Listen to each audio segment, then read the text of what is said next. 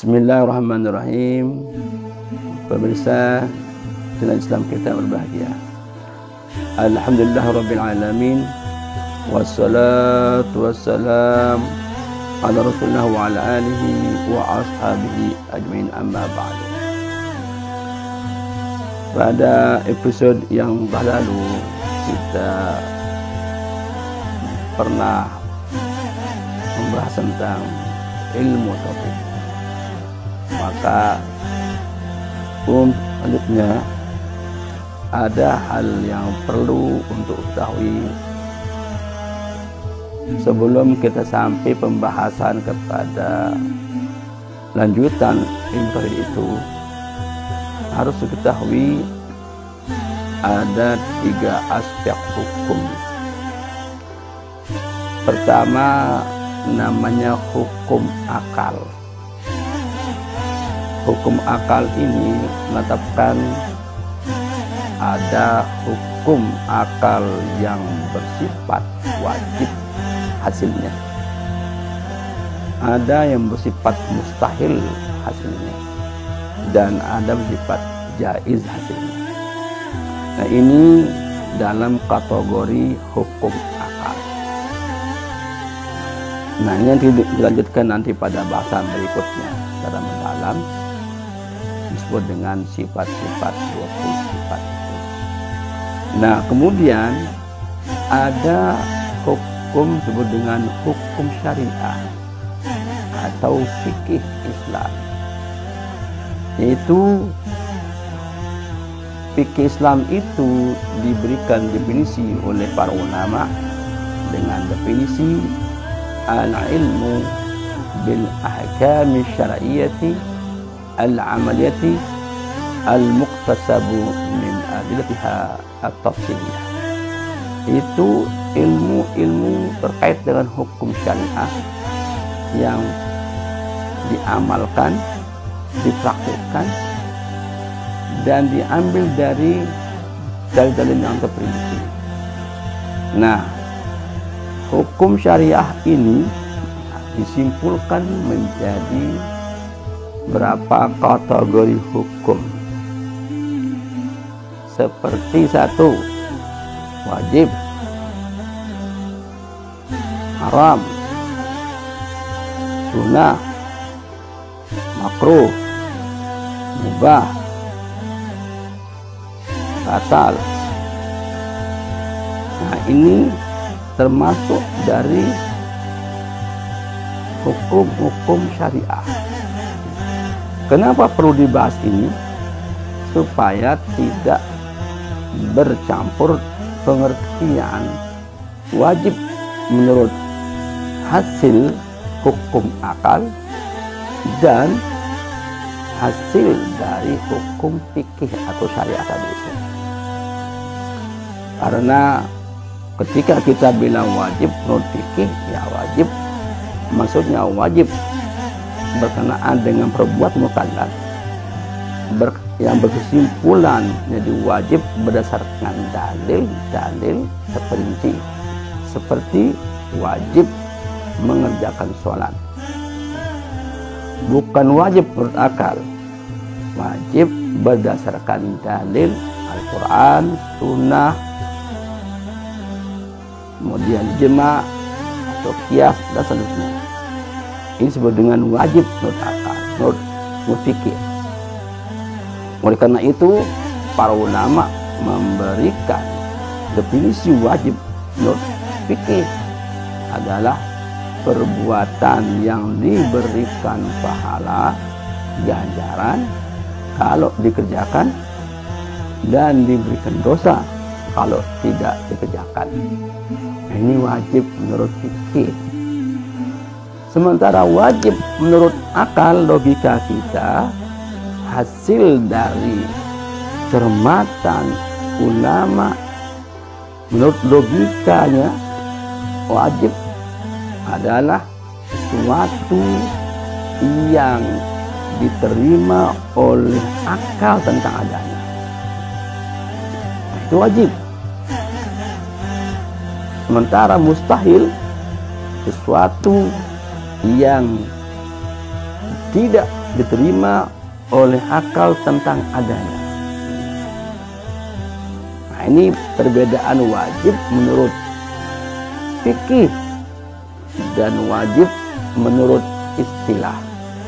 Nah, perlu dikaji ini, perlu disampaikan ini supaya begitu berbicara tentang wajib, ketika bicara tauhid, maka itulah wajib menurut akal, bukan wajib menurut fikih. Karena wajib menurut akal itu hasil dari pemikiran tentang sesuatu yang berkenaan dengan akal, baik itu ada maupun tidak ada. Nanti pembahasan tentang wajib ini, ini nanti akan dibahas pada episode insyaallah. Nanti kita bahas tentang ini, masuk dalam kategori mana yang wajib, mana yang mustahil, dan mana yang jaiz. Nah, sekarang kita masuk kepada dulu pembahasan tentang wajib dalam fikih. Wajib dalam fikih ini dan teman-temannya kita katakan tentang apa itu sunnah, makruh, mubah, kemudian haram, dan seterusnya, itu merupakan hasil pemikiran ulama berdasarkan dalil perinci, baik itu Al-Quran maupun hadis, ijma, qiyas, istihsan, istishab, dan sebagainya sebagai sumber. Nah, hasil inilah disebut dengan hukum syariah, hukum fikih. Nah, kenapa ini diberikan hukum? Karena yang dituju adalah orang yang sudah mukallaf, orang yang sudah dibebani hukum. Pembebanan terhadap dirinya orang itu diwajibkan untuk mengerjakan suatu kewajiban dalam hidupnya. Apa tanda orang mukallaf? Tanda mukallaf itu adalah satu, dia balik sampai umur pembebanan. Balik, orang balik. Saya kira pemirsa sudah balik umurnya, sudah balik sampai umur pembebanan. Untuk mengetahui bahwa orang itu balik atau tidak, harus tahu bahwa air yang keluar dari kemaluan laki-laki itu, maka mungkin perempuan, ada 4 macam. Pertama, air mani.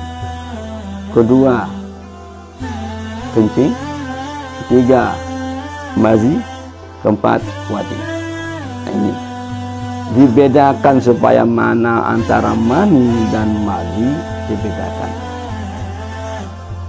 Mani yang keluar dari kemaluan laki-laki itu atau perempuan, dia putih, seputih telur, putih telur, kemudian kental. Ini mani.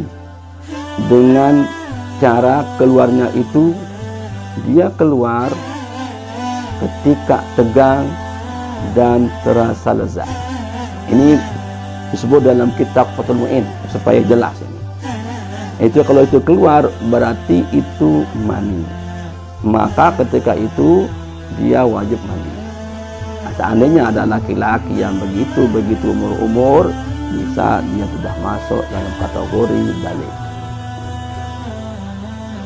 Berumur 14 tahun 12 ke atas.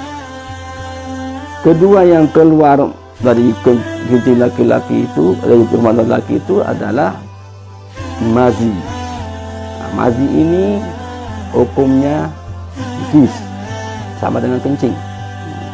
Cuma dia keluar pada saat ketika dia punya itu tegang, di sana setelah tegang dia baru keluar. itu disebut dengan mazi. Atau melihat sesuatu yang tidak pada dilihat, kemudian dia keluar setelah itu. Kalau dia tegang keluarnya, itu mani. Tapi kalau dia tidak tegang keluarnya, itu dengan mazi, najis hukumnya. Yang keempat adalah wadi. Wadi ini keluar setelah dia capek atau mengangkat barang berat, di sana dia keluar. Nah, ini perlu diketahui bahwa dia telah sampai kepada hukum mukallaf. Begitu sampai mukallaf dengan indikasi berumur 12 tahun balik, maka dia wajib mengerjakan kewajiban yang datang dari Allah SWT berupa sholat, perbuatan baik yang sudah ditetapkan oleh Allah SWT sebagai kewajiban. Nah, ini sebagai pengantar kita supaya kita tahu makna wajib menurut fikih dan wajib menurut hukum akal.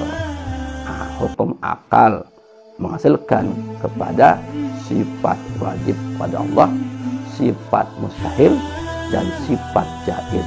Nah, insya Allah besok kita bahas tentang sifat wajib, mustahil, dan jaiz ini lebih dengan satu-satu dari sifat nafsiyah, sifat salbiyah, sifat ma'ani, dan mananiyah.